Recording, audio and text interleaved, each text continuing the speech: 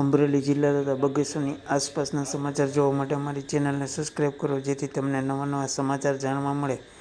મળતી વિગત મુજબ હવામાન ખાતાની આગાહીના ભાગરૂપે કેબિનેટ મંત્રી કુંવરજીભાઈ બાવળિયા દ્વારા જિલ્લાના વહીવટી તંત્રની સાથે બેઠક કરી મુલાકાત લીધી અને જરૂરી સૂચના આપી હતી. તેમજ આગામી શું પગલાં લેવા તે અંગે માર્ગદર્શન આપ્યું હતું. રિપોર્ટર સમીર વિરાણી, બગસરા.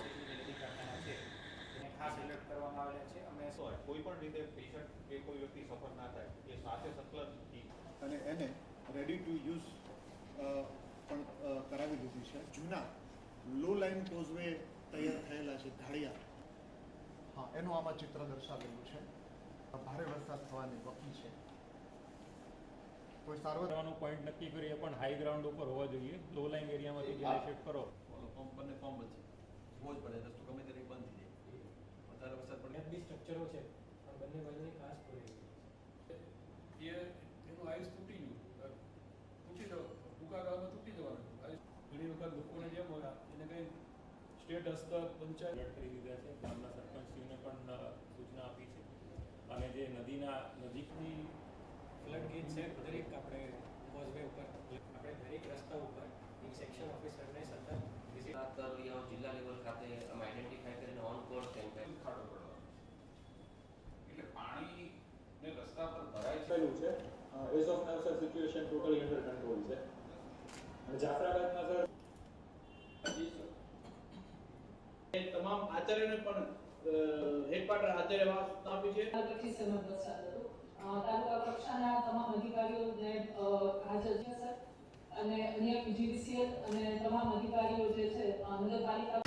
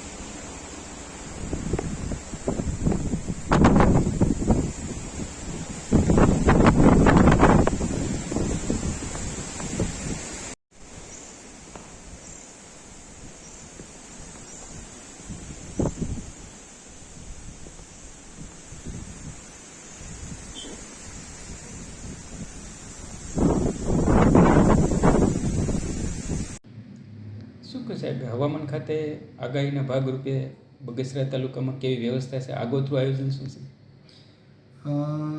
હવામાન ખાતા દ્વારા ભારેથી અતિ ભારે વરસાદની આગાહી કરવામાં આવી છે, જેમાં તારીખ 26, 27, 28 આમ તો 1 તારીખ સુધીની નાની મોટી આગાહી છે. આ મુજબ હાલ આપણા માનનીય મંત્રી શ્રી કુંવરજીભાઈ બાવળિયા દ્વારા આખા જિલ્લાની મિટિંગ લેવામાં આવેલી હતી. એ અંતર્ગત વિવિધ સૂચનાઓ આપવામાં આવી છે. એ સૂચનાઓને ધ્યાનમાં રાખી અને હાલ બગસરા મામલતદાર કચેરી ખાતે તમામ ડિપાર્ટમેન્ટની એક મિટિંગ બોલાવવામાં આવી હતી, જેની અંદર વિવિધ પ્રકારના પ્લાનની ચર્ચા કરવામાં આવી હતી. બગસરા નગરપાલિકા અને આજુબાજુમાં રહેતા હેઠવાસમાં રહેતા લોકો એમના સ્થળાંતર માટે, એમના ખોરાક, એમના ફૂડ પેકેટ માટેની પણ વ્યવસ્થાની ચર્ચા કરવામાં આવી. આ ઉપરાંત રોડ ઉપર ઝાડ કટિંગ કે કોઈ ઝાડ પડી જાય તો એને દૂર કરવા એ માટેની પણ આરએનબી સ્ટેટ, આરએનબી પંચાયત અને નેશનલ હાઈવેને સૂચના આપવામાં આવેલ છે. આ ઉપરાંત તમામ ગ્રામ પંચાયતના તલાટીઓને હેડક્વાર્ટર પર હાજર રહેવા માટે ખાસ સૂચના આપવામાં આવી છે અને કોઈપણ પ્રકારની ઘટના બને તો તાત્કાલિક કાર્યવાહી કરવા માટે પણ સૂચના આપવામાં આવી છે. બગસરા ખાતે round the clock control room હાલ ફ્લડનો ચાલુ છે.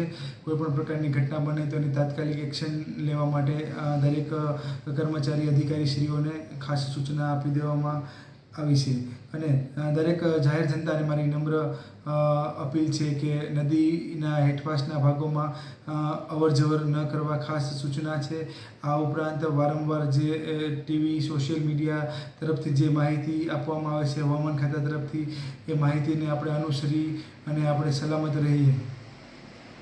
इंस्पेक्टर भरत मौर्य, एनडीआरएफ की टीम यहाँ अमरेली डिस्ट्रिक्ट में पदस्थापित है और यहाँ के बागासरा में आज कलेक्टर सर के माध्यम से मार्गदर्शित किया गया है. जो बागासरा के जो डैम है और यहाँ पे काजवे है, यहाँ का निरीक्षण किया गया तथा लोग देखा गया कि अगर ओवरफ्लो होता है तो गांव के कितने लोग प्रभावित होते हैं और यहाँ के लोगों को अवेयर किया गया.